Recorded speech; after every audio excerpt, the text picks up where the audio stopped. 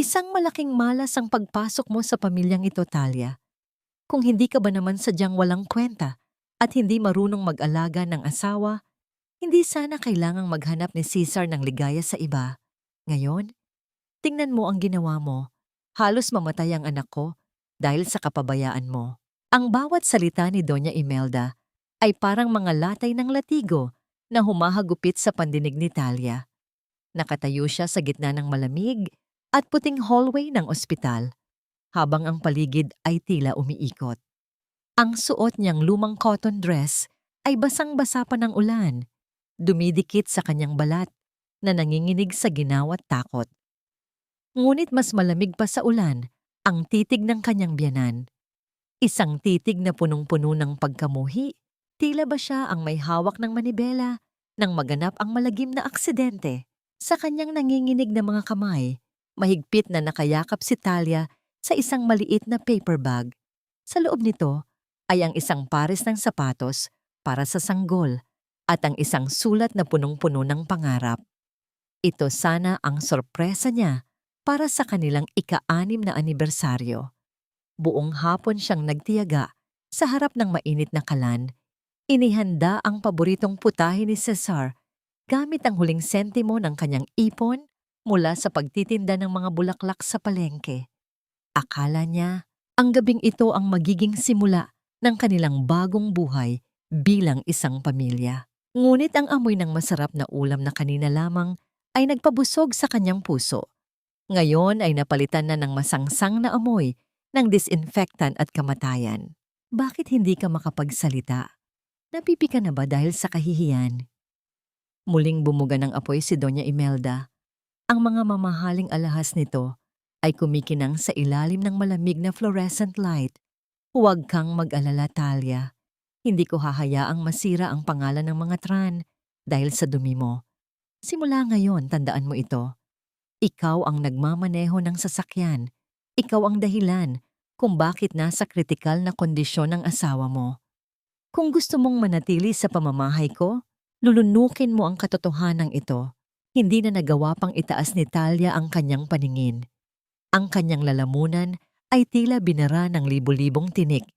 Naramdaman niya ang isang matalim na kurot sa kanyang puson, isang hudyat ng panganib na pilit niyang isinasantabi mula pa kanina. Ang bawat tibok ng kanyang puso ay parang isang mabigat na martilyo na dumidikdik sa kanyang dibdib. Paano? Paano nagawa ni Cesar na dalhin ang babaeng iyon sa mismong araw na nangako siyang uuwi ng maaga?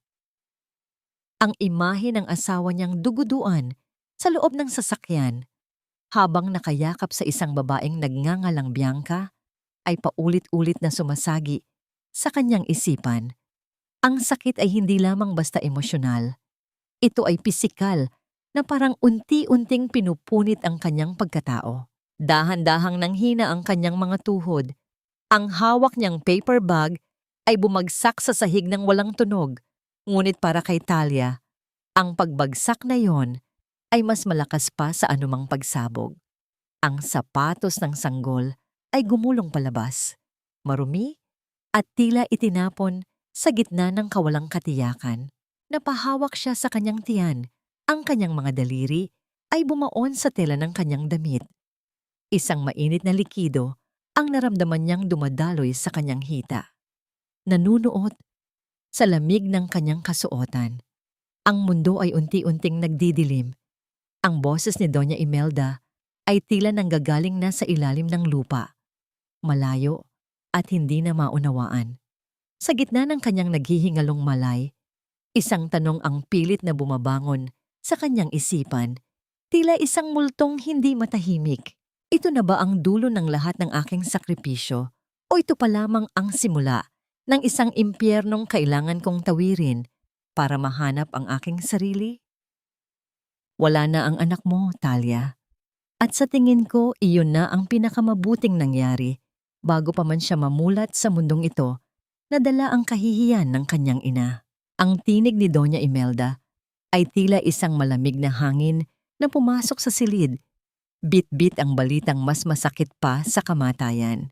Dahan-dahang iminulat ni Talia ang kanyang mga mata. Ngunit ang tanging nakita niya ay ang puting kisame na tila lalamon sa kanyang buong pagkatao. Ang kanyang kamay ay kusang dumapo sa kanyang tiyan, ang bahagi ng kanyang katawan na dati ay punong-puno ng pag-asa.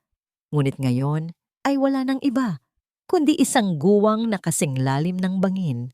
Ang huling alaala niya ay ang malamig na sahig ng ospital at ang sapatos ng sanggol na gumugulong palayo sa kanya. Ngayon, ang katahimikan sa loob ng puting silid ay biniyak ng tunog ng makinang nagbabantay sa kanyang mahinang tibok ng puso. Isang ritmo na tila nagtatanong kung bakit kailangan pa niyang magising. Huwag ka nang umiyak dahil wala ring saysay ang mga luhang iyan. Patuloy ng matanda habang dahan-dahang lumalapit sa gilid ng kama. Walang bakas ng awa sa mga mata ni Imelda. Sa halip, inilapag niya ang isang folder sa ibabaw ng kumot na tumatakip sa nanghihinang katawan ni Talia. Basahin mo ito. Ito ang salaysay na nagsasabing ikaw ang nagmamaneho ng kotse nang mangyari ang aksidente, na ikaw ang nawala ng kontrol dahil sa sobrang pagod. Nanginginig ang mga daliri ni Talia habang hinahawakan ng malamig na papel. Ang bawat letra ay tila nagiging malabo dahil sa muling pag-agos ng kanyang mga luha. Pero hindi po yun ang totoo, Ma. Alam ninyong nasa bahay ako. Nagluluto ako para sa kanya, para sa amin ng anak ko. Ang kanyang boses ay halos pabulong, paos at puno ng pait.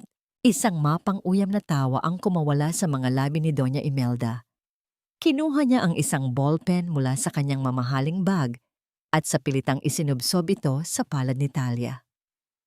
Ang katotohanan ay kung ano ang sasabihin ko, Talia. Isipin mo ang dangal ng pamilya. Tran, isipin mo si Cesar. Kailangan niya ng malinis na pangalan para sa susunod na transaksyon sa Banlam. Gusto mo bang mabulok ang asawa mo sa kulungan dahil lamang sa isang pagkakamali? Pagkakamali? Naibulong ni Talia, ang kanyang puso ay tila pinipiga sa sakit. Kasama niya si Bianca. Sa araw ng anibersaryo namin, nakuha pa niyang magtaksil habang daladala ko ang anak niya. At ngayon, gusto ninyong ako pa ang managot? Dito ay biglang nagbago ang anyo ni Doña Imelda. Humakbang siya palapit. Ang kanyang mukha ay ilang pulgada na lamang ang layo sa mukha ni Talia. Sapat para maamoy ng huli ang matapang na pabango na tila sumasakal sa kanyang hininga. Huwag mong kalilimutan kung sino ang kumuha sa iyo mula sa putikan, Talia. Nakalimutan mo na ba ang utang na loob ng pamilya mo sa amin? Ang perang ginastos namin para iligtas ang mga magulang mo noon? Isang pirma lang ito, Talia. Isang maliit na kabayaran para sa buhay na tinatamasa mo ngayon. Tiningnan ni Talia ang pintuan. Umaasang lilitaw doon si Cesar para ipagtanggol siya, para sabihing mahal siya nito, para humingi ng tawad sa pagkawala ng kanilang anak. Ngunit ang tanging naroon ay ang anino ng mga nurse na mabilis na naglalakad sa labas, walang pakialam sa trahedyang nagaganap sa loob ng silid na yon. Naramdaman ni Talia ang bigat ng panulat sa kanyang kamay. Ang bawat segundo ng katahimikan ay tila isang hatol ng bitay. Alam niyang sa oras na ilapat niya ang tinta sa papel, tuluyan na niyang ibinibigay ang kanyang kalayaan sa mga taong pumatay sa kanyang kaligayahan. Pirmahan mo na, Talia.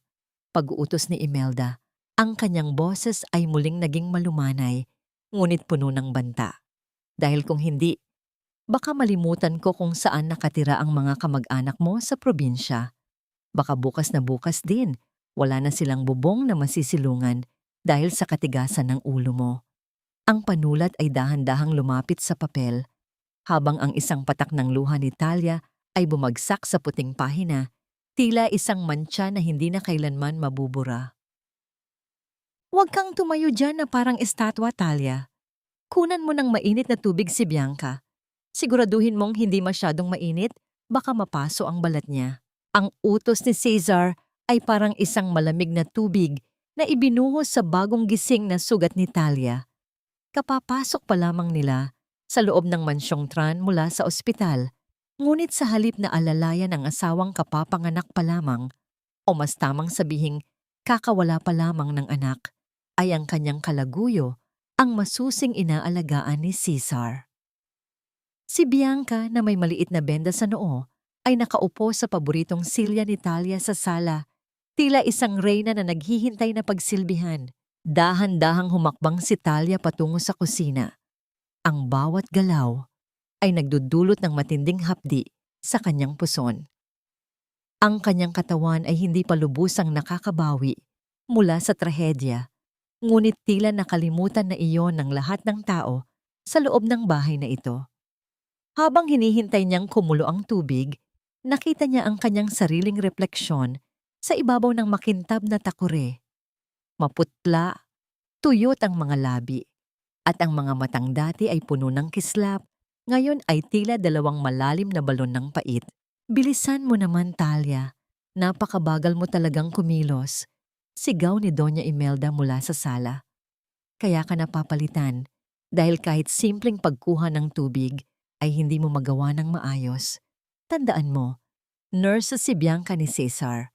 Siya ang mag-aalaga sa asawa mo dahil alam nating lahat na wala kang kwenta sa tungkuling iyan. Isang mapait na ngiti ang sumilay sa mga labi ni Talia habang isinasalin ang tubig sa baso. Nurse? Isang nurse na nakasuot ng manipis na sutlang damit at may suot na mamahaling alahas. Alam niyang isa lamang itong paraan para saktan siya, para ipamukha sa kanya na wala na siyang halaga sa sariling tahanan. Ang bawat tawa ni na Cesar at Bianca na umaabot sa kusina ay tila mga karayom na tumutusok sa kanyang kaluluwa. Nang ilapag niya ang tray sa harap ng dalawa, hindi man lang siya tiningnan ni Cesar. Abala ito sa pag-aayos ng unan sa likuran ni Bianca. Salamat, Talia. Pwede ka nang umakyat sa itaas at ayusin ang guest room. Doon matutulog si Bianca para madali siyang matawag ni Cesar sa gabi. Wika ng asawa nang hindi man lang nag-aangat ng tingin. Ang katahimikan ni Talia ay hindi tanda ng pagsuko, kundi isang dambuhalang bagyong unti-unting nabubuo sa loob ng kanyang dibdib. Habang paakyat siya sa hagdan, naramdaman niya ang panginginig ng kanyang mga kamay. Bawat hakbang ay paalala ng 6 na taong paninilbihan, ng 6 na taong pagpapanggap na masaya siya sa piling ng mga taong ito na ang tanging tingin sa kanya ay isang kasangkapan. Sa kanyang pagpasok sa silid na tinutuluyan ni Cesar bago sila ikasal, napansin niya ang isang basurahan na puno ng mga ginupit na papel. Marahil ay mga lumang dokumento ng kumpanya. Ngunit habang pinupulot niya ang mga ito para itapon, isang salita ang nakakuha ng kanyang atensyon sa isang piraso ng papel na hindi gaanong nadurog. Van Lam Group. Nanigas ang buong katawan ni Talia. Ang pangalang iyon, ang pangalang pilit niyang kinalimutan nung tinalikuran niya ang kanyang pamilya para kay Cesar. Bakit may dokumento ang mga Tran tungkol sa kumpanya ng kanyang mga kuya? At bakit may nakasulat na target acquisition sa tabi nito? Isang malakas na kalabog ng pinto ang nagpabalik sa kanya sa realidad. Nakatayo si Doña Imelda sa pintuan. Ang mga mata ay nanlilisik habang nakatingin sa hawak niyang papel. Ano ang ginagawa mo sa mga gamit ng anak ko, Talia? Naghahanap ka ba ng mananakaw para itusto sa mga hampas lupa mong kamag-anak? Mabilis na lumapit ang matanda at marahas na hinablot ang papel mula sa kamay ni Talia. Tumingin si Talia nang diretso sa mga mata ng kanyang biyenan. Isang bagay na hindi niya kailanman ginawa noon. Ano ang kinalaman ninyo sa Van Lam, Ma? Ang takot na panandali ang dumaan sa mga mata ni Doña Imelda ay sapat na para malaman ni Talia na mayroong isang malaking lihim na itinatago. Ang pamilyang ito. Isang lihim na maaaring maging susi sa kanyang kalayaan o sa kanyang tuluyang pagkawasak. Huwag mong subukang pakialaman ang mga bagay na hindi mo kayang unawain, Talia. Ang isang tulad mong galing sa putikan ay dapat manatili sa sahig, hindi tumitingala sa mga dokumentong hindi para sa'yo.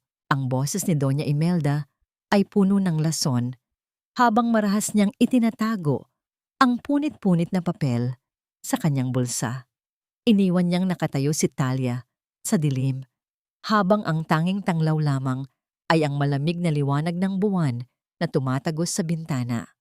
Ang bawat salita ng matanda ay tila isang babala na mayroong mas malalim pang hukay na pilit nilang itinatago sa likod ng marang niyang pangalan ng mga tran. Kinagabihan, hindi dinalaw ng antok si Talia.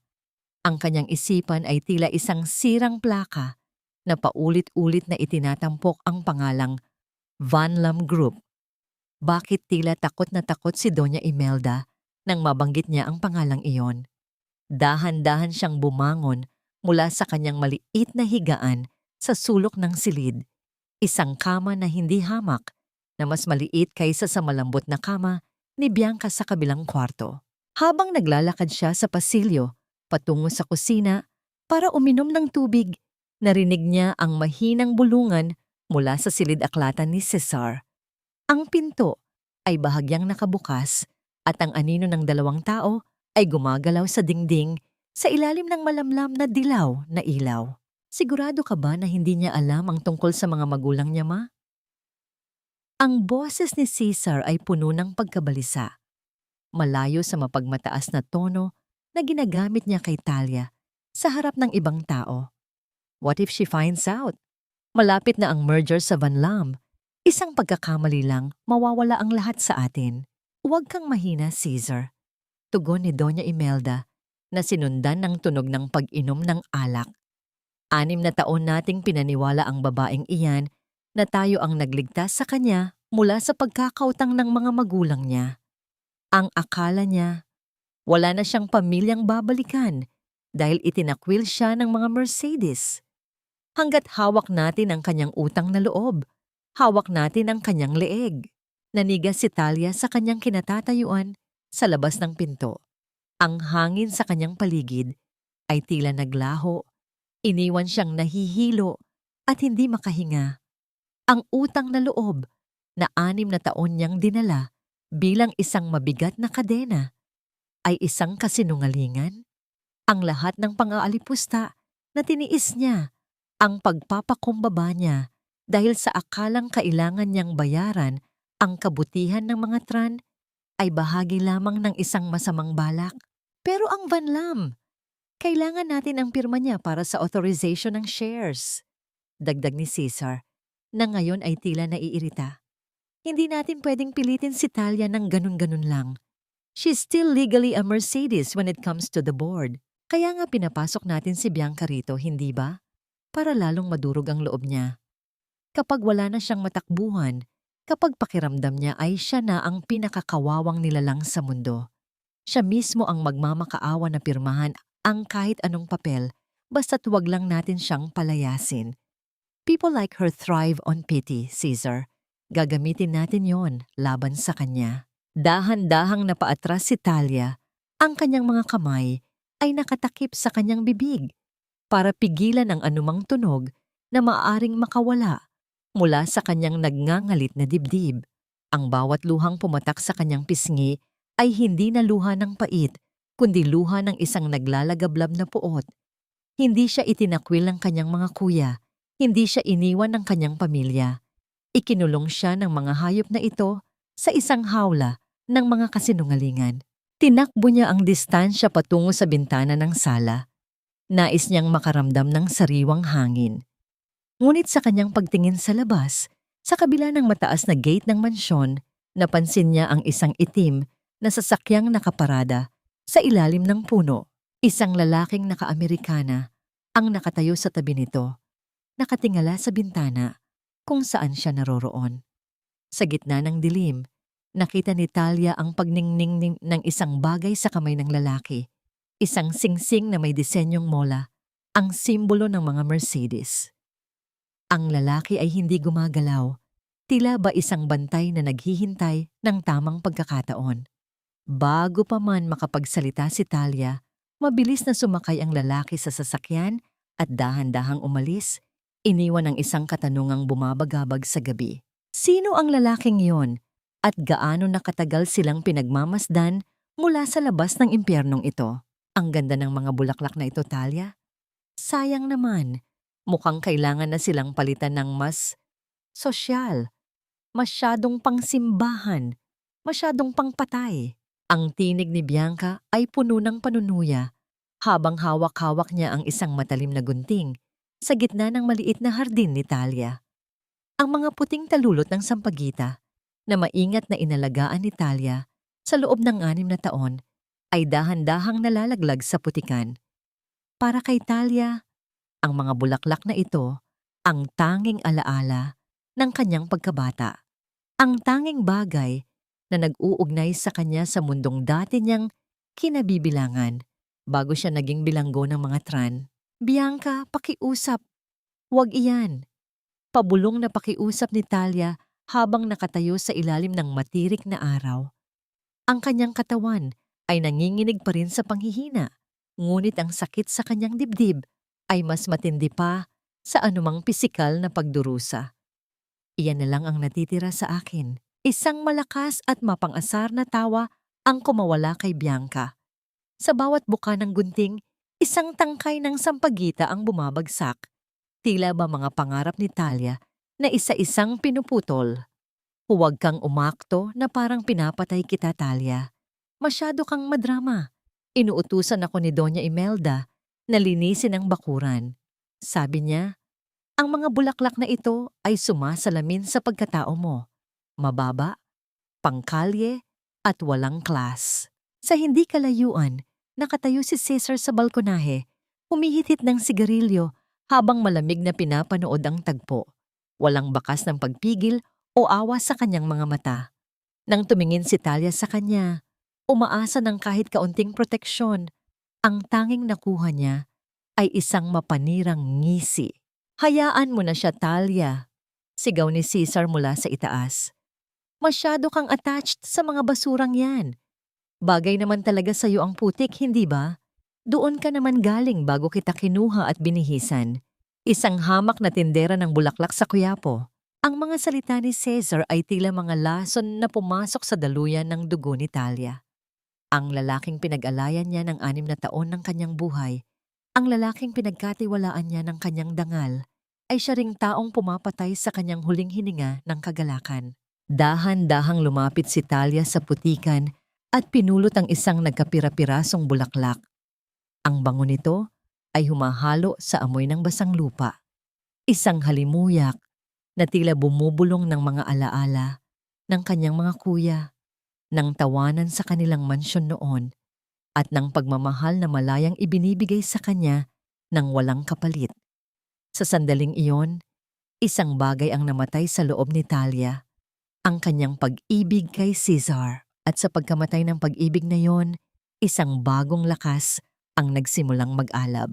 Tapos ka na ba? Tanong ni Talia, ang kanyang boses ay hindi na nanginginig. Ang kanyang mga mata ay nananatiling nakako sa putikang kinasadlakan ng kanyang mga bulaklak. Nabigla si Bianca sa biglang pagbabago ng tono ni Talia. Aba, sumasagot ka na ngayon. Hindi na tinapos ni Talia ang pakikinig. Tinalikuran niya ang dalawa at naglakad patungo sa likod ng bahay kung saan naroon ang lumang gripo. Habang hinuhugasan niya ang kanyang mga kamay na puno ng putik, naramdaman niya ang pag-vibrate ng kanyang lumang cellphone sa bulsa ng kanyang apron. Isang cellphone na matagal na niyang hindi ginagamit dahil sa takot na mahanap siya ni Cesar. Dahan-dahan niyang binuksan ang screen.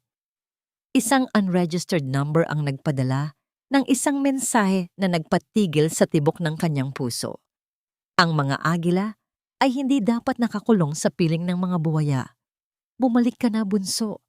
Naghihintay ang iyong trono. Nabitawan ni Talia ang pirasong sampagita na kanyang hawak.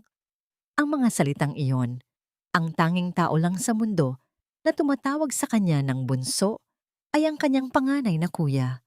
Ang luhang kanina pa niya pinipigilan ay tuluyang umagos, ngunit hindi ito luha ng pait. Ito ay luha ng pag-asa.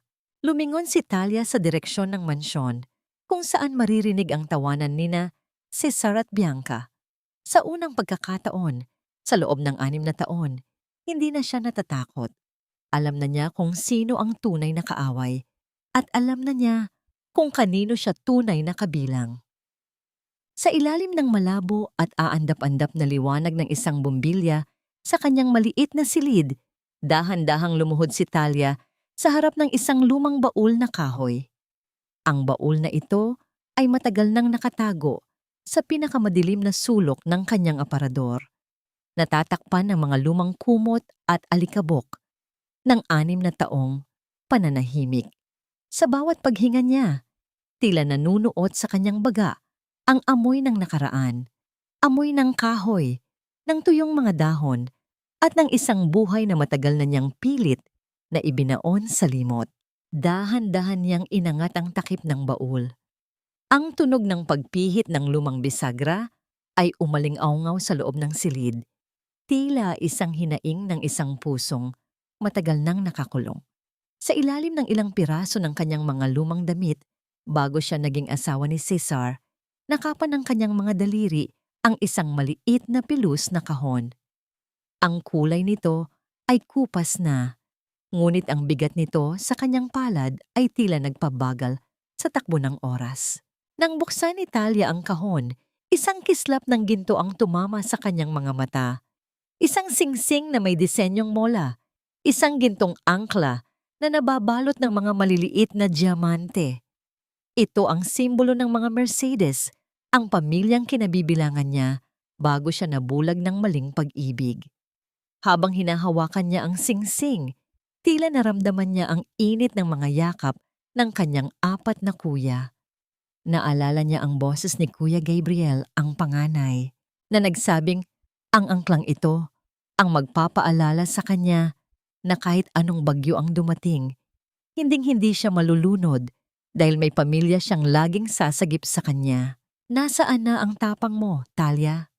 Bulong niya sa sarili habang ang isang mainit na luha ay pumatak sa gintong alahas. Bakit hinayaan mong tapakan nila ang iyong dangal? Magnanakaw. Isang malakas na tinig ang bumasag sa katahimikan ng gabi. Mabilis na napalingon si Talia at nakita si Doña Imelda na nakatayo sa may pintuan. Ang mga mata nito ay nanlilisik habang nakatingin sa singsing na hawak ni Talia.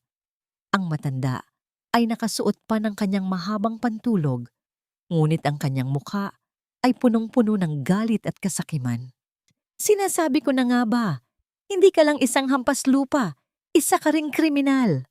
Mabilis na lumapit ang matanda at marahas na hinablot ang kamay ni Talia. Saan mo kinuha ang singsing na yan?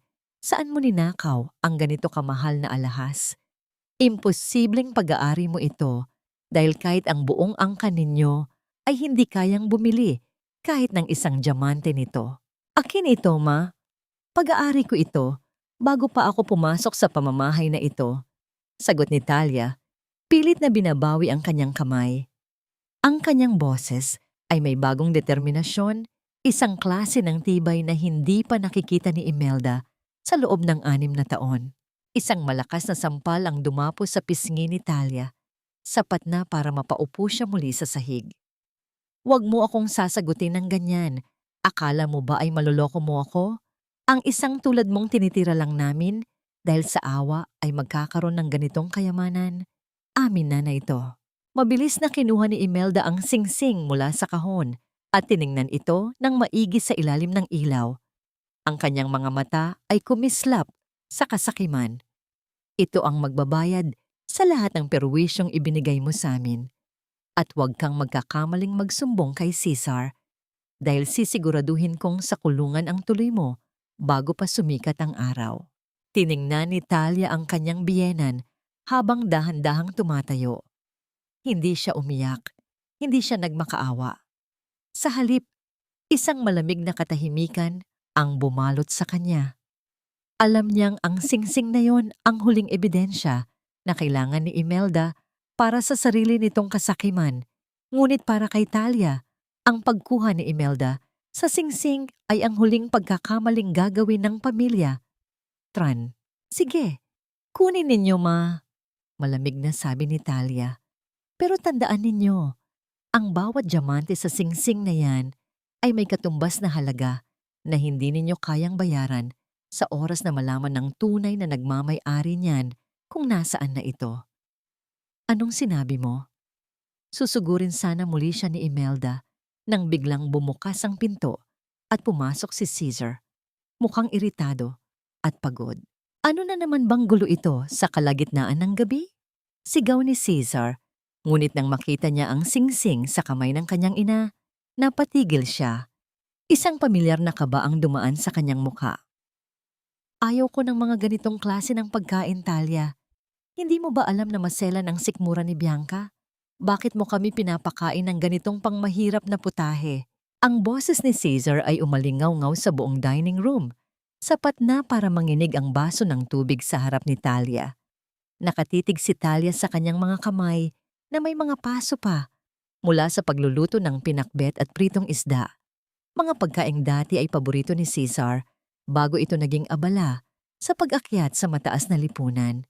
Ang pawis sa kanyang noo ay hindi pa natutuyo, ngunit ang pagod niya ay tila walang halaga sa harap ng mga taong ito na ang tanging alam ay humingi at manira.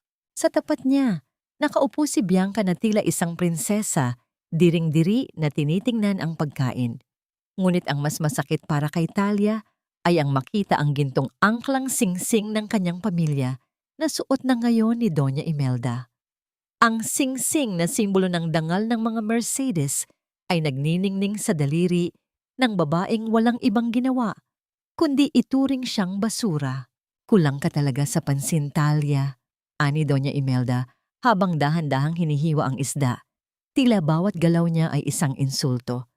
Sinasabi mo sa asawa mo na sayo ang singsing na ito? Nagiging ilusyonada ka na ba? Ang singsing na ito ay isang family heirloom ng mga Tran. Matagal ko na itong itinago at ngayon ko lang uli isinuot. Huwag mong sabihing dahil sa sobrang hirap ninyo noon ay pati ang mga panaginip mo ay ninanakaw mo na rin sa amin. Pero ma, alam ninyong pilit na sumasabat si Talia, ngunit ang kanyang lalamunan ay tila tinakpan ng makapal na alikabok. Tumigil ka na, Talia! Pagalit na putol ni Caesar. Masyado ka ng maraming drama. Nakakahiya ka kay Bianca. Baka isipin niya ay nababaliw ka na. Ayusin mo ang sarili mo dahil hindi na tayo pwedeng magkamali sa mga susunod na araw. Kailangan nating makuha ang tiwala ng Van Lam Group. Iyon na lang ang tanging paraan para hindi tayo tuluyang malubog sa utang. Sa pagbanggit ni Caesar sa pangalang Van Lam, tila huminto ang pag-ikot ng mundo para kay Talia. Ang sakit sa kanyang puso ay napalitan ng isang matalas na kuryente ng pagkaunawa. Ang kumpanyang kinababaliwan ni Caesar, ang kumpanyang huling pag-asa ng mga Tran, ay ang kumpanyang itinayo ng kanyang ama at ngayon ay pinapatakbo ng kanyang mga kuya. Bakit kailangan ninyo ang Van Lam, Caesar? Tanong ni Talia. Ang kanyang boses ay naging kalmado sa paraang nakakapanghilakbot. Humalakhak si Doña Imelda, isang tunog na parang pagkagasgas ng bakal sa semento. Dahil ang Van Lam ang may-ari ng lahat ng lupang kinatatayuan ng mga negosyo natin, Talia. At balita namin, may isang nawawalang tagapagmana na may hawak ng pinakamalaking share. Kapag nahanap namin ang paraan para makuha ang basbas ng Van Lam, magiging hari kami ng industriya. Pero syempre, hindi mo maiintindihan iyon. Ang utak mo ay hanggang palengke lang. Tumingin si Talia kay Caesar na ngayon ay abala sa pagbulong ng mga matatamis na salita kay Bianca para amuin ito sa pangit na hapunan. Naramdaman ni Talia ang isang malamig na panginginig sa kanyang buong katawan. Hindi lang siya basta biktima ng pagtataksil.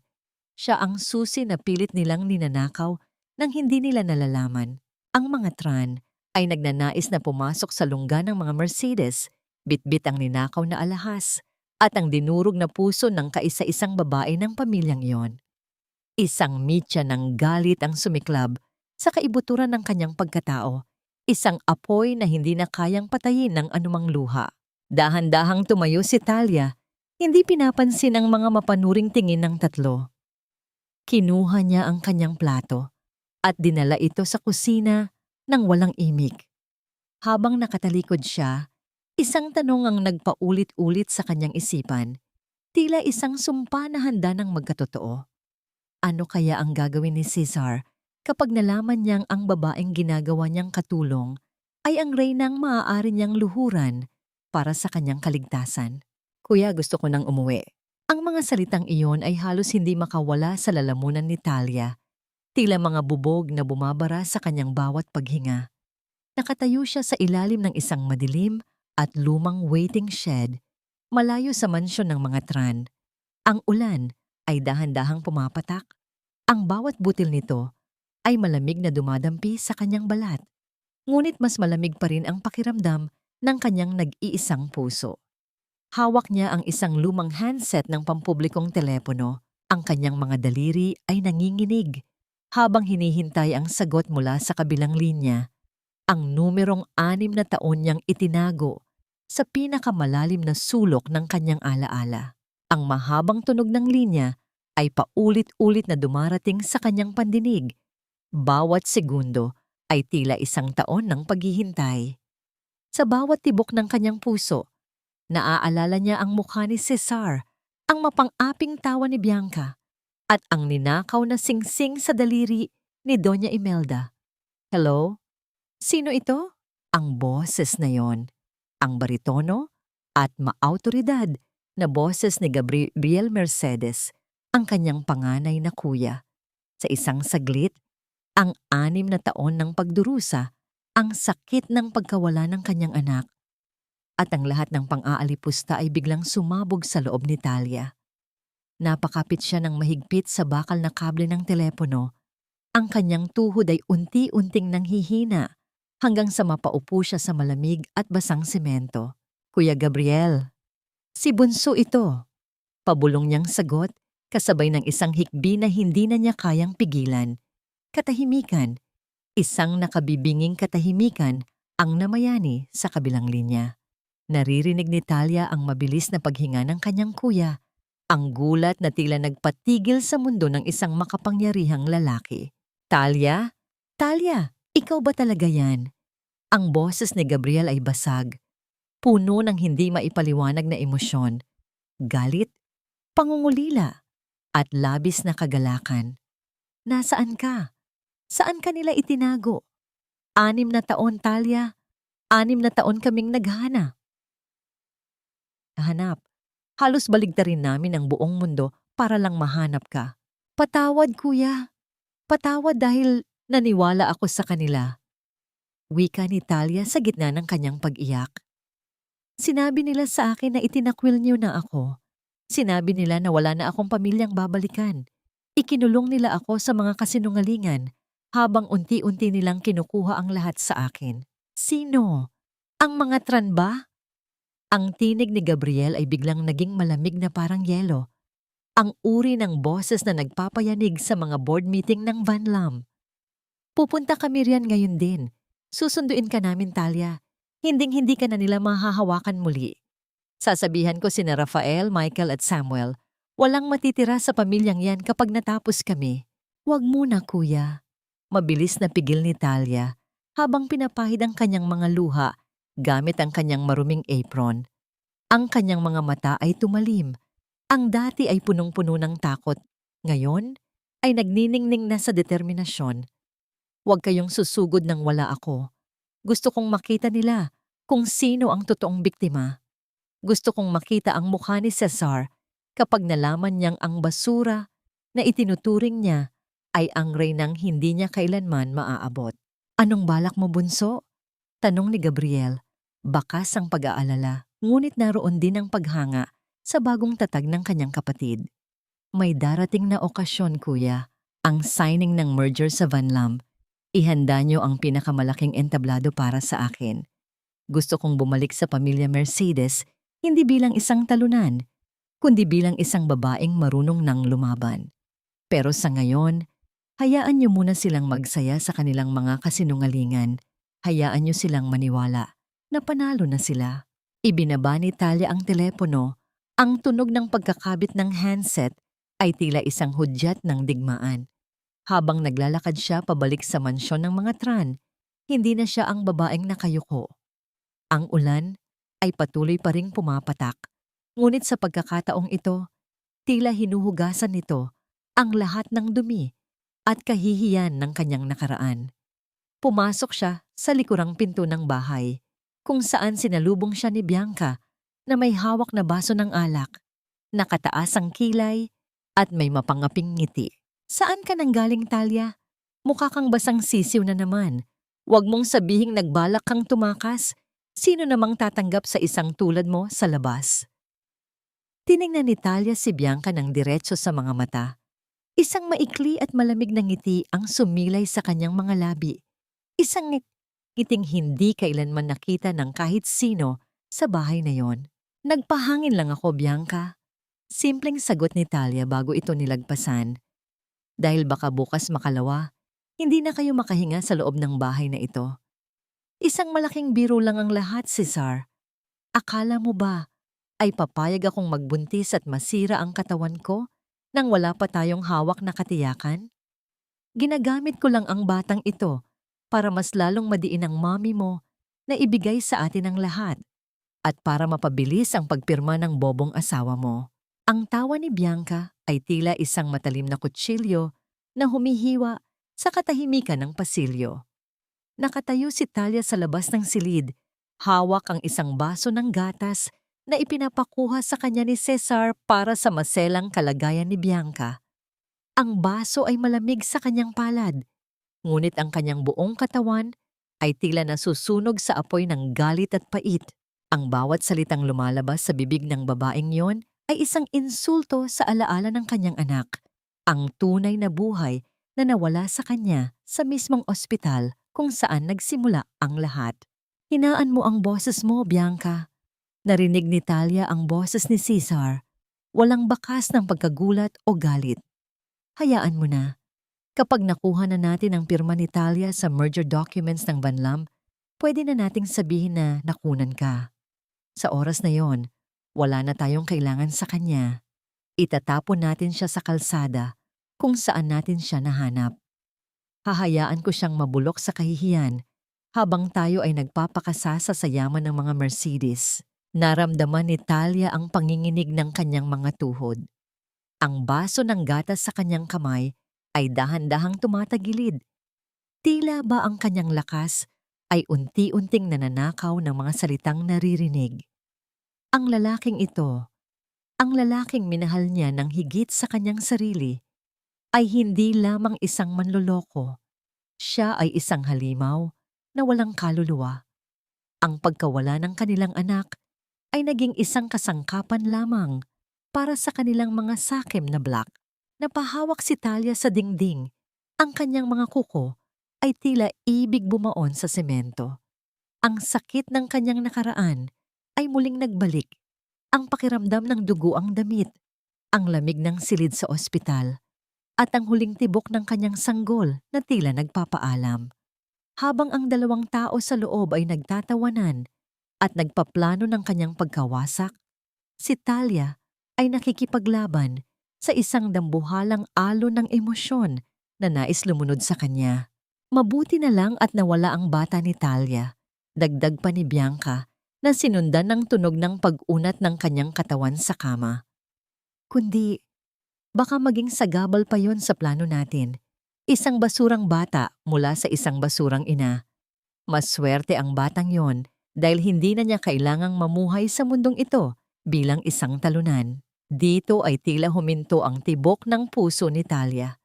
Ang lahat ng takot, ang lahat ng pag-aalinlangan ay biglang naglaho, napalitan ng isang malamig at purong poot. Ang kanyang anak ay hindi basura, ang kanyang pamilya ay hindi hamak, at siya ay hindi kailanman magiging talunan sa harap ng mga taong ito. Dahan-dahan niyang inayos ang kanyang pagkakahawak sa baso. Nais niyang sumigaw, nais niyang pumasok at isampal sa kanila ang katotohanan, ngunit naalala niya ang boses ni Kuya Gabriel. Ang paghihiganti ay isang putahe na masarap ihain ng malamig. Ngunit sa gitna ng kanyang pagmuni-muni, isang malakas na tunog ng pagpihit ng doorknob ang narinig niya. Hindi pa siya nakakaalis ng tuluyan nang bumukas ang pinto. Nakatayo sa harap niya si Bianca.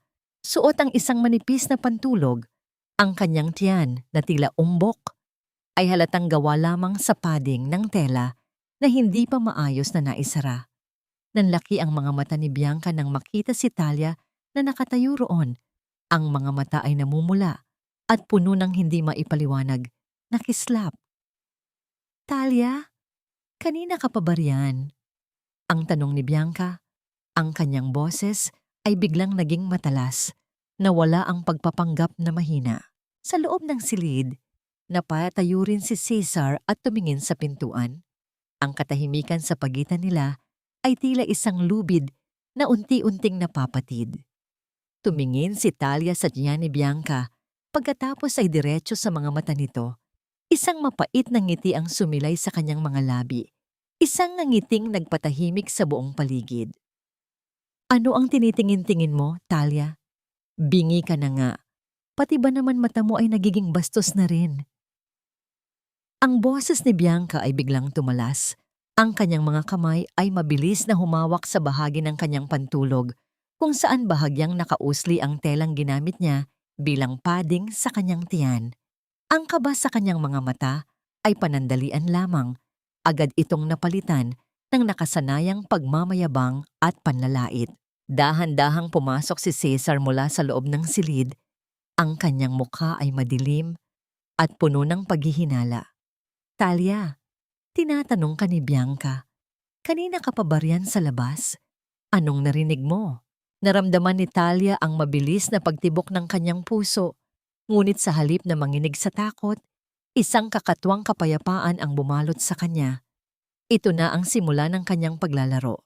Dahan-dahan niyang ibinaba ang kanyang paningin, muling isinuot ang maskara ng isang tapat at sunod-sunurang asawa. Ang kanyang mga balikat ay bahagyang bumagsak, tila ba ang bigat ng mundo ay muli niyang pinasan. "Heto na ang gatas mo, Bianca," pabulong na sagot ni Talia. Ang kanyang boses ay tila isang tuyong dahon na hinahangin. "Pasensya na kung natagalan. Napatigil lang ako dahil parang may narinig akong tunog ng sanggol na umiyak sa loob ng silid. Akala ko ay kung ano na ang nangyayari." Nagkatinginan sina Cesar at Bianca. Ang tensyon sa kanilang mga muka ay dahan-dahang napalitan ng isang mapang-uyam na ngiti.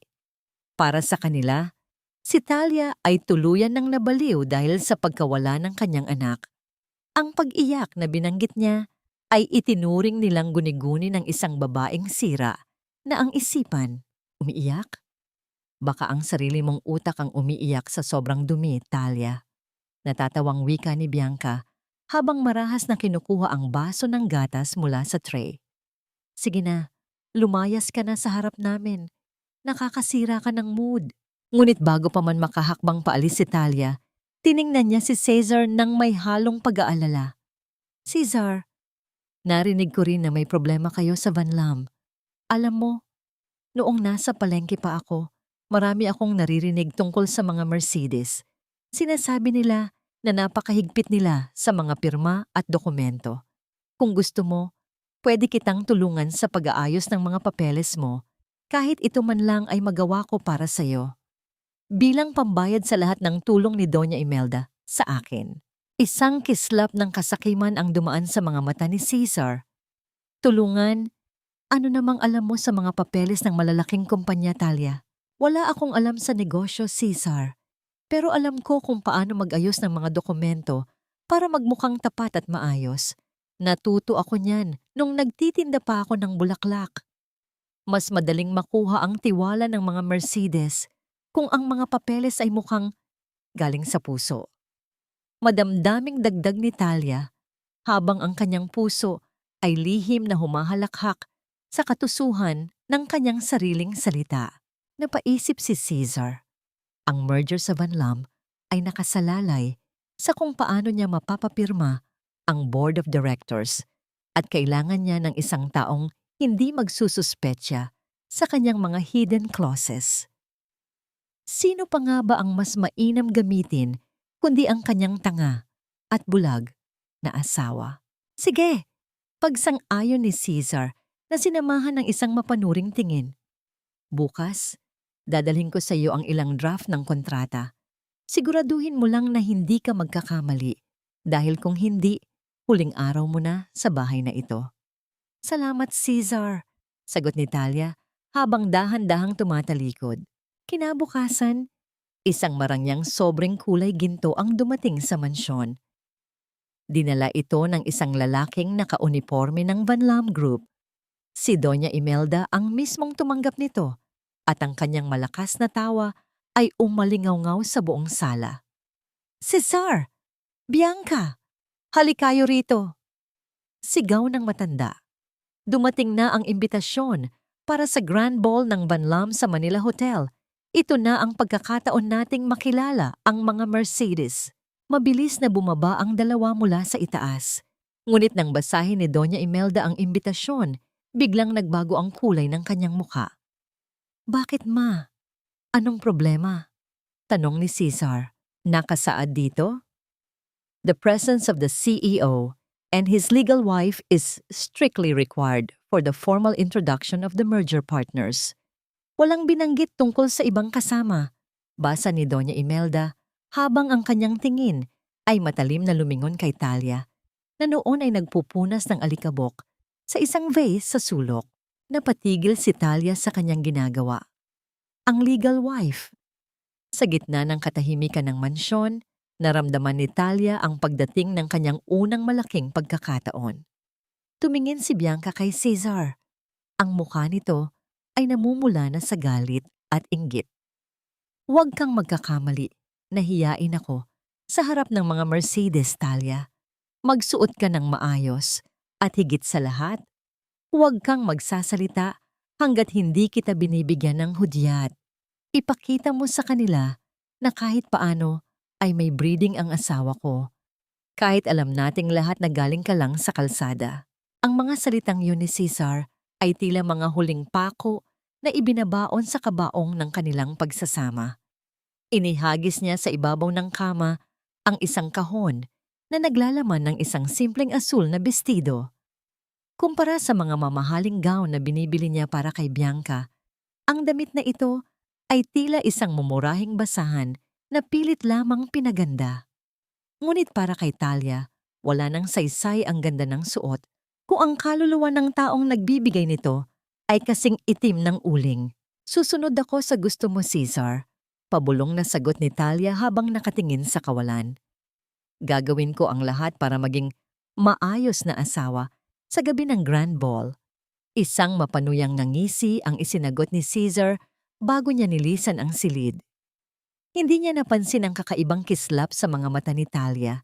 Isang kislap na hindi nanggagaling sa kagalakan, kundi sa isang malamig na pagpapasya. Nang sumapit ang malalim na gabi at ang buong mansyon ng mga Tran ay nababalot na ng katahimikan, dahan-dahang bumangon si Talia.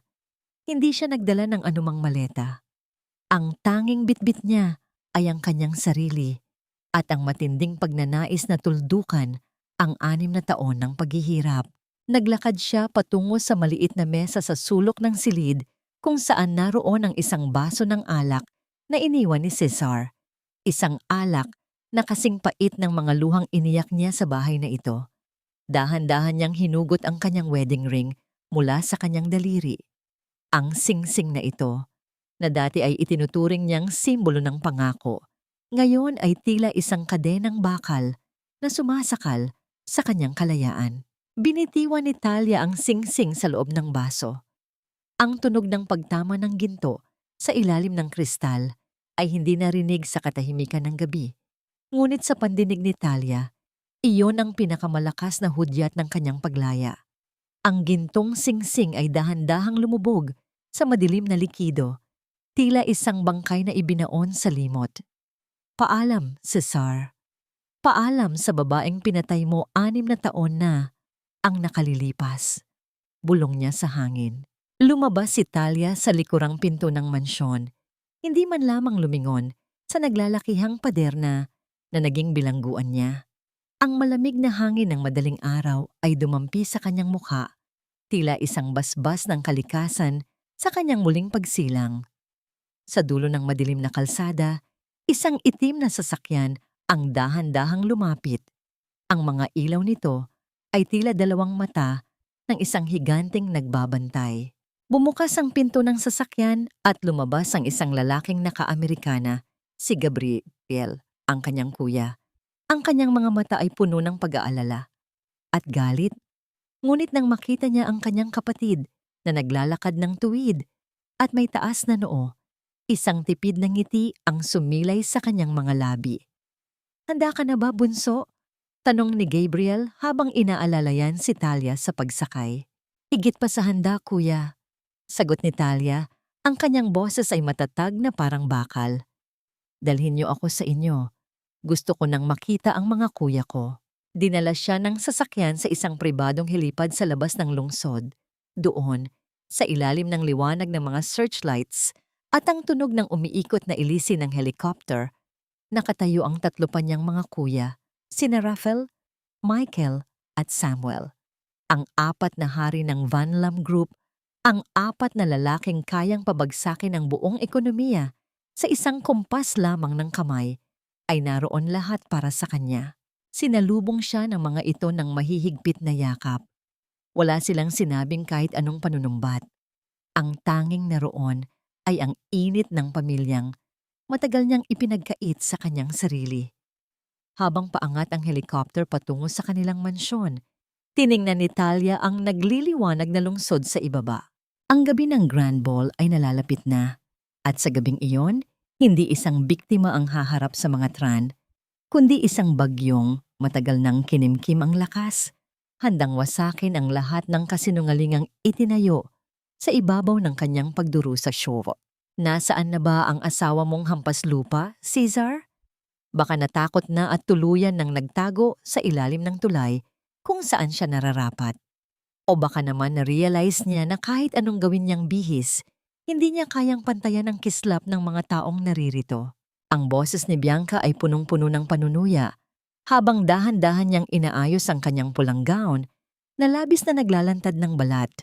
Nakatayo sila sa gitna ng marangyang ballroom ng Manila Hotel, kung saan ang halimuyak ng mamahaling pabango at ang kinang ng mga dambuhalang kristal na chandelier ay tila sumasakal sa sinumang hindi kabilang sa mataas na lipunan.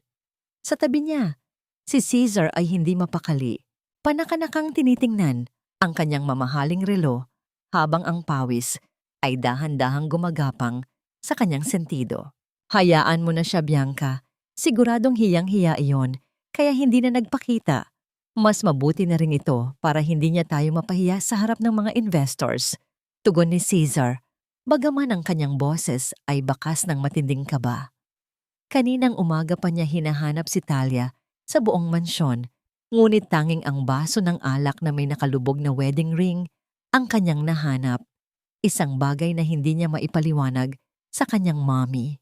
Sa hindi kalayuan, si Doña Imelda ay abala sa pakikipag-usap sa ilang mga asawa ng mga negosyante. Ang kanyang mga kamay ay sadyang itinaas para ipakita ang gintong angklang singsing na kanyang ninakaw kay Talia. Ang bawat kislap ng diamante nito ay tila isang nakakainsultong paalala ng kanyang tagumpay sa pang-aapi sa kanyang manugang. Para sa mga tran, ang gabing ito ang kanilang koronasyon, ang sandali na tuluyan na silang magiging bahagi ng pamilya Mercedes sa pamamagitan ng merger. Ngunit sa kabila ng kanilang tawanan, may isang kakatwang bigat sa paligid. Ang mga usap-usapan sa ballroom ay hindi tungkol sa galing ng kumpanya ni Caesar, kundi tungkol sa apat na lalaking kararating pa lamang at tila nagpatahimik sa buong silid. Bumukas ang malalaking pinto ng ballroom at pumasok ang apat na lalaking tila mga higanteng gawa sa bakal at kapangyarihan. Ang apat na Mercedes brothers, sina Gabriel, Rafael, Michael at Samuel, ay naglakad ng may awtoridad na nagpabaling sa lahat ng atensyon. Ang kanilang mga mukha ay seryoso, walang bakas ng emosyon, maliban sa isang klase ng puot na pilit nilang itinatago sa likod ng kanilang mga mamahaling Amerikana. Agad na lumapit si Cesar. Ang kanyang mukha ay nagliwanag sa pag-asang ito na ang sandaling hinihintay niya. "Sir Gabriel, welcome po. Isang malaking karangalan na makita kayo rito. Nasaan na po ang inyong kapatid na sinasabi ninyong magiging bagong chairperson ng Vanlam. Tumingin si Gabriel kay Cesar. Isang tingin na tila ba tinitingnan niya ang isang maliit na insekto na malapit ng tapakan. Hindi siya sumagot. Sa halip, tumalikod siya patungo sa entablado habang ang kanyang tatlong kapatid ay pumuwesto sa paligid nito, tila mga bantay na naghihintay sa pagdating ng kanilang reyna. Ang buong ballroom ay nabalot ng isang nakabibinging katahimikan. Ang tunog lamang ng marahang musika mula sa piano ang naririnig. Ngunit kahit iyon, ay tila naglalaho sa tindi ng tensyon sa paligid. Napahawak si Bianca sa braso ni Cesar, naramdaman niya ang panginginig ng asawa.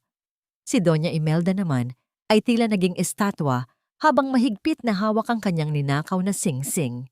Isang matandang host ang umakyat sa entablado. Ang kanyang boses ay umalingaw-ngaw sa bawat sulok ng silid. Ladies and gentlemen, the moment we have all been waiting for. Please welcome the legitimate heiress of the Mercedes fortune and the new chairperson of Vanlam Group. Ang mga ilaw sa ballroom ay dahan-dahang namatay, maliban sa isang malakas na spotlight na nakatutok sa grand staircase. Mula sa itaas, isang anino ng isang babae ang dahan-dahang lumitaw.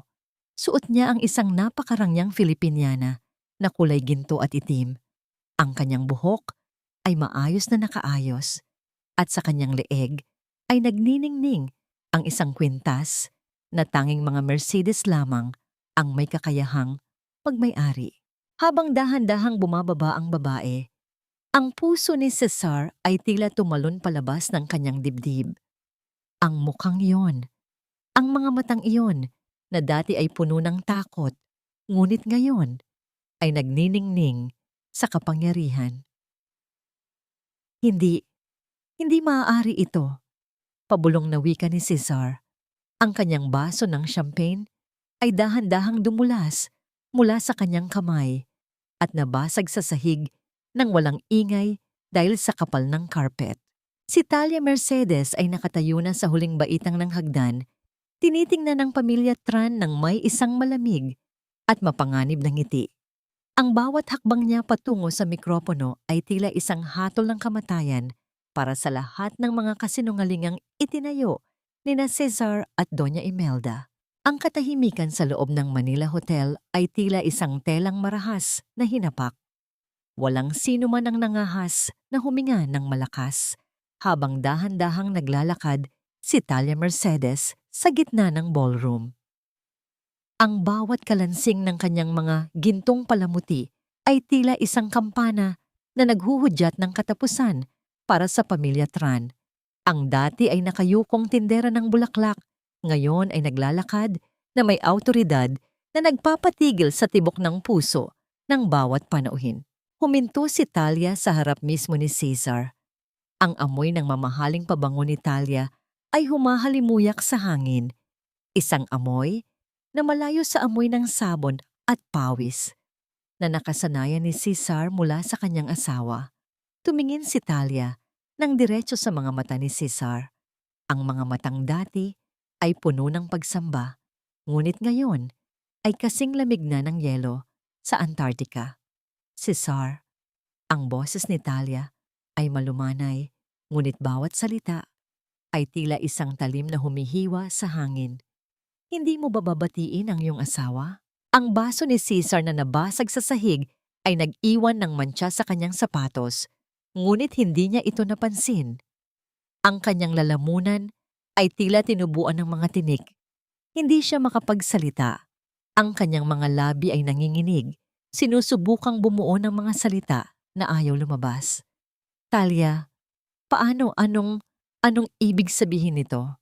Isang mapanguyam na tawa ang kumawala kay Samuel, ang pinakabata sa mga Mercedes Brothers, na ngayon ay nakatayo sa likuran ni Talia. Ibig sabihin nito, Mr. Tran, ay masyado kang naging kampante sa pananakit sa kaisa-isang prinsesa ng aming pamilya. Akala mo ba ay wala siyang sinuman sa mundong ito? Talia, anak. Si Doña Imelda ay sumingit. Ang kanyang boses ay puno ng pilit na tamis, na tila ba ay nakalimutan niya ang lahat ng pang-aalipusta at sampal na ibinigay niya sa kanyang manugang.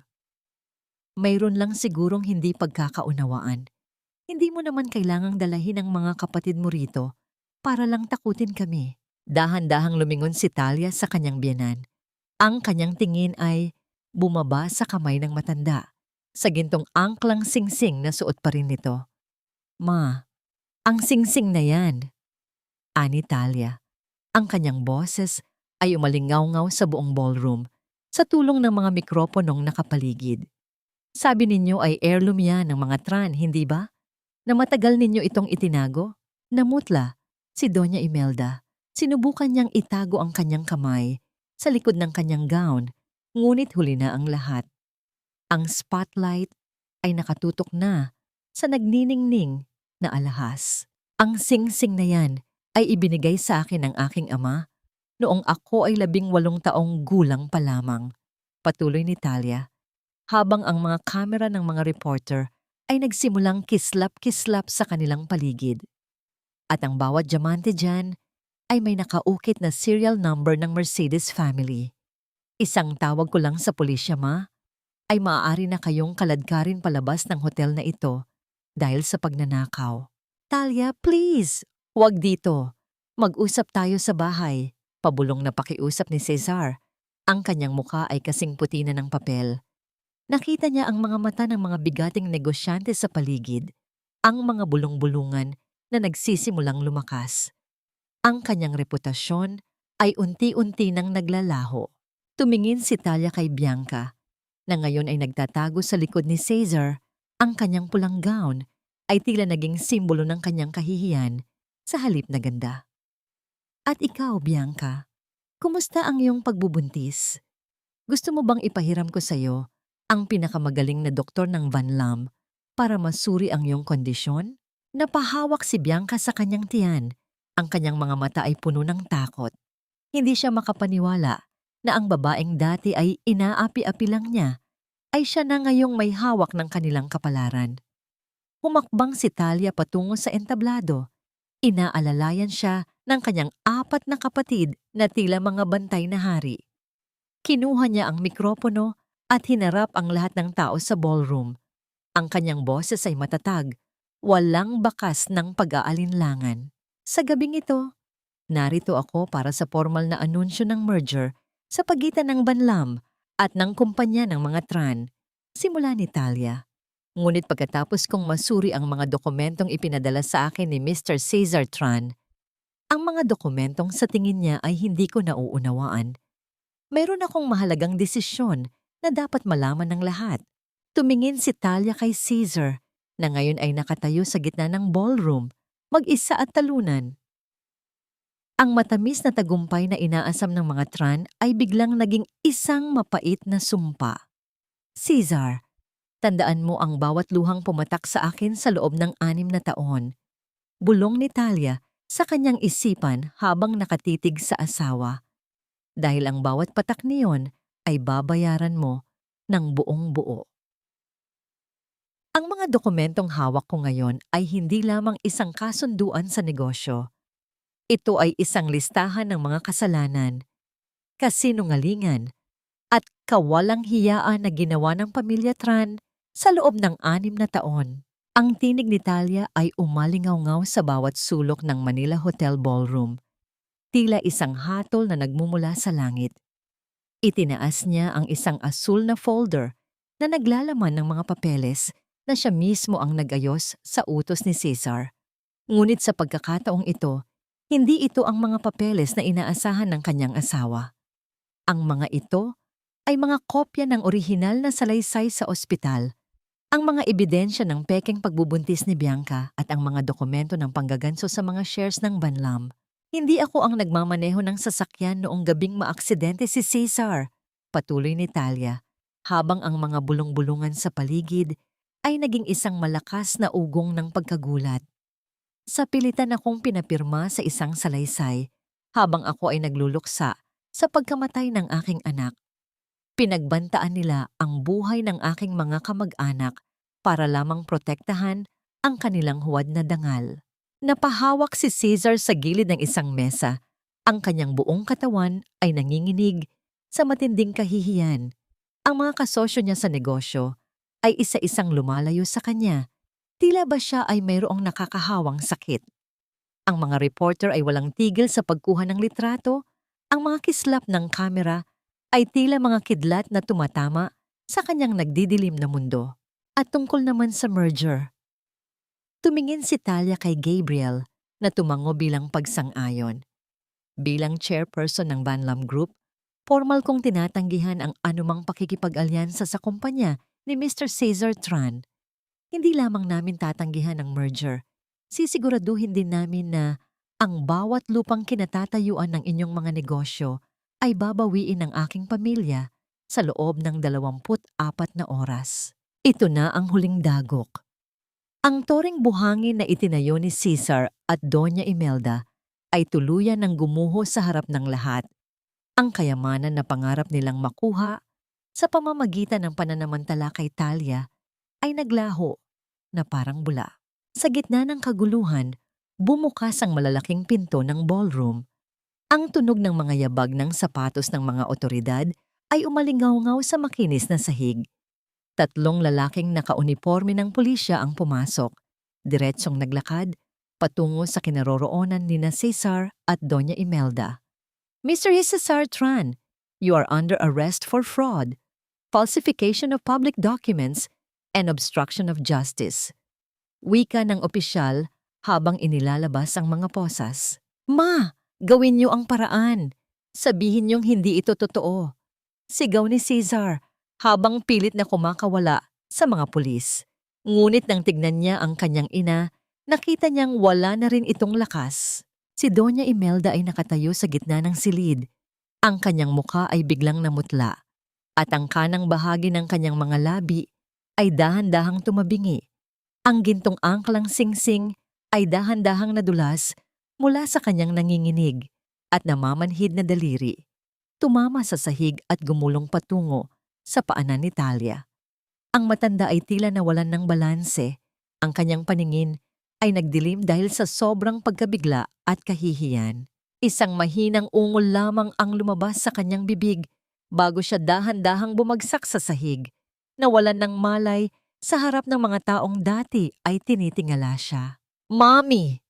Sigaw ni Cesar, ngunit ang kanyang mga kamay ay nakaposas na. Wala siyang nagawa kundi panoorin ang kanyang ina na buhati ng mga medical responders. Tumingin si Talia sa singsing na nasa kanyang paanan. Dahan-dahan niya itong pinulot at pinunasan gamit ang kanyang mamahaling panyo.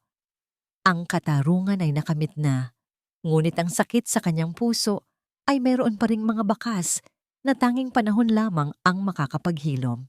Tumingin siya sa kanyang 4 na mga kuya. Lumapit si Gabriel at inakbayan siya.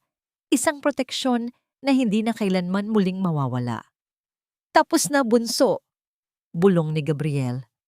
Malaya ka na. Talia, maawa ka.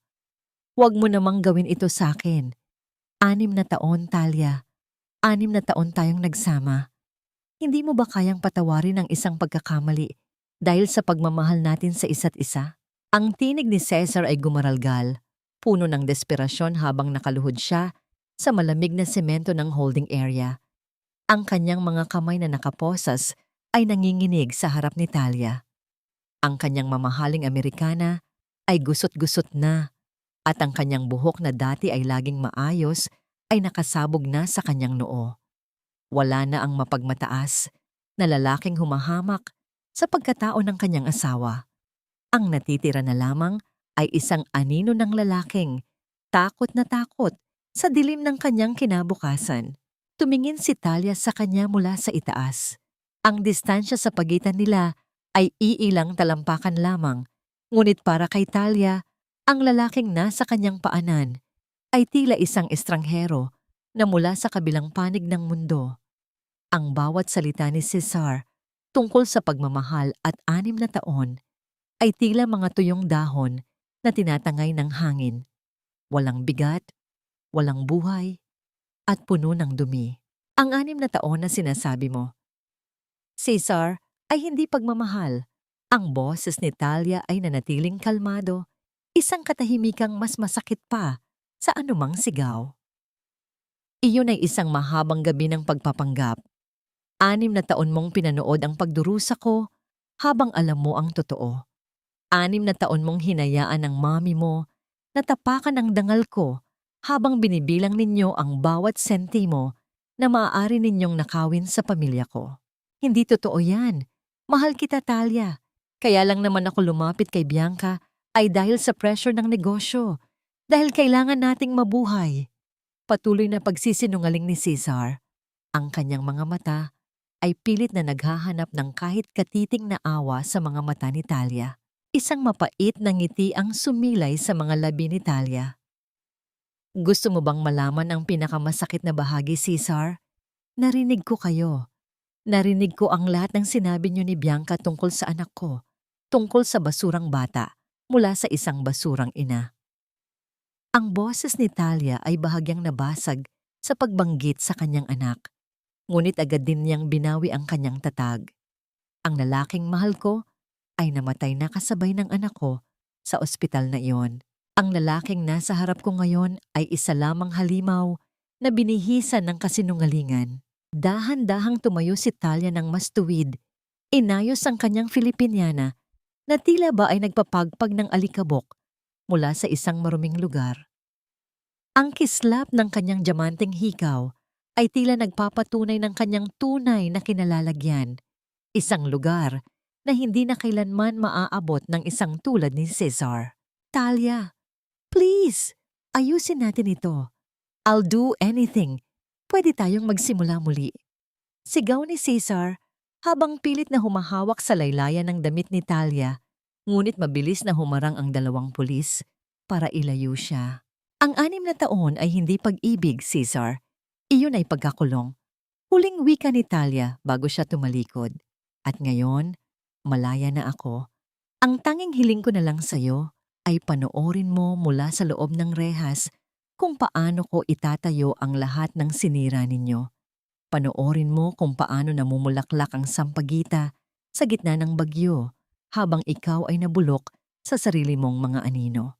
Naglakad si Talia palabas ng gusali nang hindi lumilingon. Sa labas, ang araw ay dahan-dahang sumisikat, nagbibigay ng gintong liwanag sa paligid.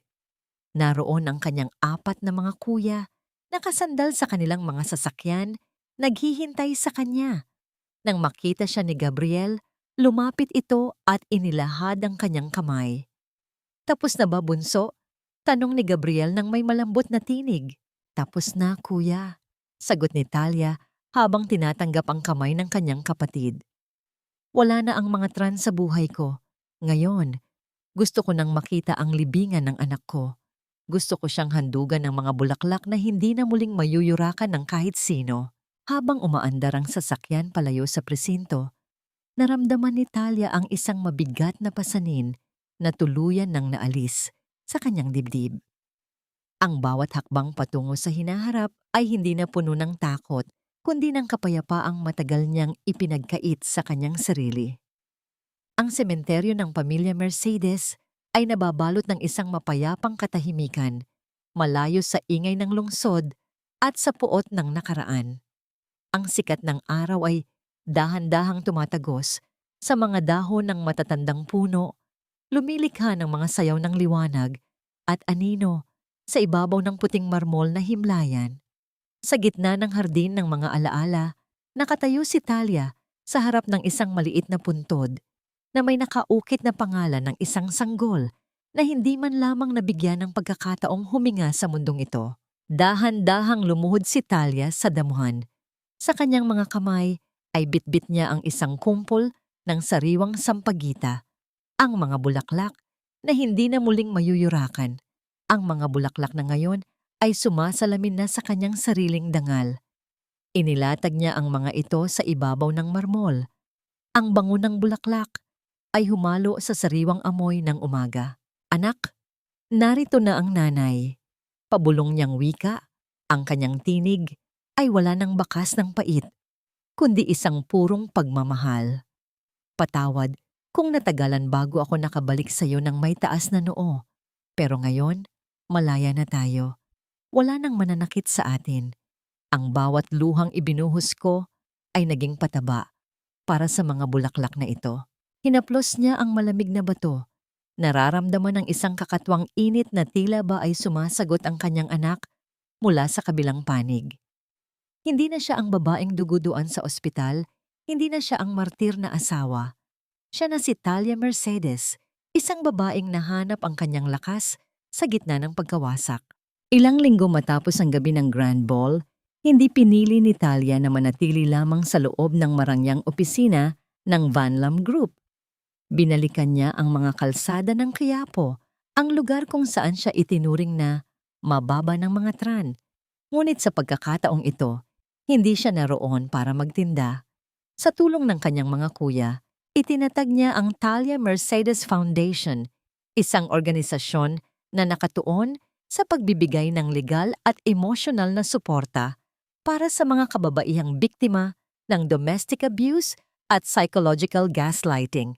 Habang naglalakad siya sa gitna ng palengke, ang mga tindera ng bulaklak na dati ay kasamahan niya ay sinalubong siya ng mga ngiti at yakap. Hindi sila nakakaramdam ng hiya sa harap ng kanyang yaman dahil ang Talia na kaharap nila ay ang Talia pa rin na marunong makinig sa kanilang mga hinaing. Binuo ni Talia ang isang kooperatiba para sa mga flower vendors. Tinitiyak na walang sinumang broker ang muling sasamantala sa kanilang paghihirap. Ang ganda ng ngiti mong ngayon, Talia, ani Rafael, ang kanyang kuya na laging tahimik ngunit mapagmatsyag habang pinapanood nila ang pagbubukas ng unang center ng foundation. Dahil ngayon lang ako tunay na nakahinga, kuya, sagot ni Talia habang nakatanaw sa mga kababaihang nagsisimula ng bumuo ng kanilang sariling mga pangarap sa loob ng center. Ang yaman ng mga Mercedes ay walang saysay kung hindi ito gagamitin para sa mga taong hindi marinig ang boses. Sa huling sandali ng hapon, habang ang langit ay nagpapalit ng kulay mula sa asul patungo sa kulay rosas at kahel, tumayo si Talia sa balkonahe ng kanilang mansyon. Sa kanyang daliri, muling nagniningning ang gintong angklang singsing, ang tunay na simbolo ng kanyang pagkakakilanlan. Alam niyang ang mga sugat ng nakaraan ay naroon pa rin, ngunit ang mga ito ay hindi na mga bukas na sugat. Ang mga ito ay mga peklat na nagsisilbing paalala ng kanyang tagumpay. Si Cesar ay nasa likod na ng mga rehas, nagdurusa sa dilim ng kanyang mga kasalanan. Si Doña Imelda ay unti-unti nang bumubuti ang kalagayan, ngunit ang kanyang buhay ay mananatili na sa loob ng isang tahimik na nursing home, malayo sa kapangyarihang dati niyang ginagamit para manakit. Ang pamilya Tran ay naging isang babala na lamang sa kasaysayan ng industriya. Huminga ng malalim si Talia, ninanamnam ang amoy ng hanging dagat. Ang bagyo ay lumipas na at sa kanyang harap ay isang malawak na karagatan ng mga bagong simula. Sa bawat paghampas ng alon sa pampang ng Manila Bay, tila may mga bulong ng nakaraan na dahan-dahang tinatangay ng tubig patungo sa malayo. Nakatayo si Talia Mercedes sa balkonahe ng kanilang bahay bakasyunan. Ang hangin ay malayang naglalaro sa kanyang buhok. At ang sikat ng hapon ay nagbibigay ng gintong kulay sa kanyang balat. Wala na ang bigat sa kanyang mga balikat. Wala na ang kaba sa bawat pagpihit ng pinto. At wala na ang pait na dati ay bumabalot sa kanyang bawat hininga. Sa loob ng ilang buwan, ang katahimikan ay naging matalik niyang kaibigan. Ang pagpapatawad, sa madalas na pagkakataon, ay hindi pala nangangahulugan ng pagtanggap muli sa mga taong nanakit sa atin. Para kay Talia, ang pagpapatawad ay ang pagpili na huwag nang maging bilanggo ng galit. Pinatawad niya ang kanyang sarili sa pagiging bulag noon at pinakawalan na niya ang puot para kina Cesar at Doña Imelda. Hindi dahil nararapat silang patawarin, kundi dahil nararapat siyang lumaya. Ang hustisya ay dumating sa paraang hindi niya inaasahan. Tahimik, mabilis, at walang kinikilingan. Si Cesar ay nahaharap sa mahabang taon sa loob ng kulungan, habang si Bianca ay muling bumalik sa anino ng kahirapan Matapos malantad ang lahat ng kanyang mga kasinungalingan, si Doña Imelda naman ay nananatili sa isang pasilidad kung saan ang tanging kasama niya ay ang kanyang sariling mga alaala ng kapangyarihang wala na sa kanyang mga kamay. Ngunit para kay Talia, ang tunay na hustisya ay hindi ang makitang nagdurusa ang kanyang mga kaaway, kundi ang makita ang sarili niyang masaya at buo muli. Dahan-dahang lumapit ang kanyang 4 na mga kuya, bit-bit ang mga baso ng malamig na inumin, at ang tawanan na dati ay tila isang pangarap lamang. Inakbayan siya ni Gabriel, ang kanyang panganay na kuya, habang sabay-sabay nilang pinapanood ang paglubog ng araw. Sa sandaling iyon, naramdaman ni Talia ang tunay na kahulugan ng kapayapaan. Ang kapayapaan ay hindi ang kawalan ng gulo, kundi ang pagkakaroon ng pamilyang laging handang sumalo sa'yo sa bawat pagkadapa. Ang aral na iniwan ng kanyang paglalakbay ay malinaw at nagniningning na parang angklang ginto sa kanyang daliri. Ang buhay ng isang babae ay hindi natatapos sa isang maling desisyon o sa isang mapait na pagsasama. Ang bawat sugat ay pwedeng maging isang peklat ng karangalan, at ang bawat luha ay pwedeng maging ulan na magpapalago sa mga bagong pangarap. Ang halaga ng isang tao ay hindi nasusukat sa kung paano siya itinuturing ng iba, kundi sa kung paano niya pinipiling mahalin at pahalagahan ang kanyang sariling pagkatao. Huminga ng malalim si Talia at ipinikit ang kanyang mga mata. Sa kanyang isipan, tila nakita niya ang kanyang maliit na anghel na nakangiti mula sa kabilang panig, masaya dahil ang kanyang ina ay muli nang natutong lumipad. Ang kasal ay maaaring isang pangako, ngunit ang kalayaan ay isang regalo na tanging ang sarili lamang natin ang makakapagbigay. Sa huling sulyap sa naglalahong liwanag ng araw, alam ni Talia na ang kanyang kwento ay hindi natatapos dito. Ito ay simula pa lamang ng isang mas malawak, mas matapang, at mas makulay na bukas, dahil sa dulo ng bawat madilim na gabi, palaging may isang umagang naghihintay para sa mga pusong hindi sumusuko sa pag-asa. At sa dulo ng bawat madilim na gabi, palaging may isang umagang naghihintay para sa mga pusong hindi sumusuko sa pag-asa. Sapagkat ang tunay na tagumpay ay hindi ang paghihiganti, kundi ang mahanap ang sarili sa gitna ng kawalan. Mga minamahal kong tagapakinig, maraming salamat sa inyong pananatili at pagsama sa paglalakbay ni Talia mula sa unang kabanata hanggang sa huling yugtong ito. Hindi naging madali ang paghabi sa bawat kabanata ng kwentong ito. May mga gabi na tila nadarama ko ang bawat sampal, bawat patak ng luha, at bawat bigat sa puso ni Talia habang sinusulat ko ang kanyang mga sakripisyo. Ang bawat salita ay tila isang sugat na kailangang gamutin, at ang bawat pahina ay tila isang hakbang patungo sa liwanag. Hango ang kwentong ito sa tibay at tatag ng mga totoong kababaihang aking nakilala. Mga kwento ng pagtitiis na tila walang katapusan, ngunit natapos sa isang marangal na pagbangon mula sa dumi ng pagtataksil. Ang pag-ibig, pagpapatawad, at pag-asa ay hindi lamang mga salita. Ang mga ito ay parang isang munting apoy sa gitna ng bagyo na kahit kailan ay hindi natin dapat hayaang mamatay. Tulad ng isang maliit na buto na kailangang dumaan sa dilim ng lupa bago mamulaklak, kailangan din nating dumaan sa mga pagsubok upang mahanap ang ating tunay na ningning. Isang katanungan ang nais kong iwanan sa inyong mga puso bago tayo tuluyang magpaalam. Kung ikaw ang nasa kalagayan ni Talia, kaya mo rin bang piliin ang pagpapatawad para sa iyong sariling kapayapaan? O sapat na ba ang makita ang iyong mga kaaway na nagdurusa sa kanilang sariling mga anino? Naniniwala ka ba na ang bawat tao ay nararapat sa isang pangalawang pagkakataon? O may mga kasalanan na sadyang hindi na kayang burahin ng panahon? Sana ay nagustuhan ninyo ang kwentong ito at nag-iwan ito ng isang munting binhi ng inspirasyon sa inyong mga buhay.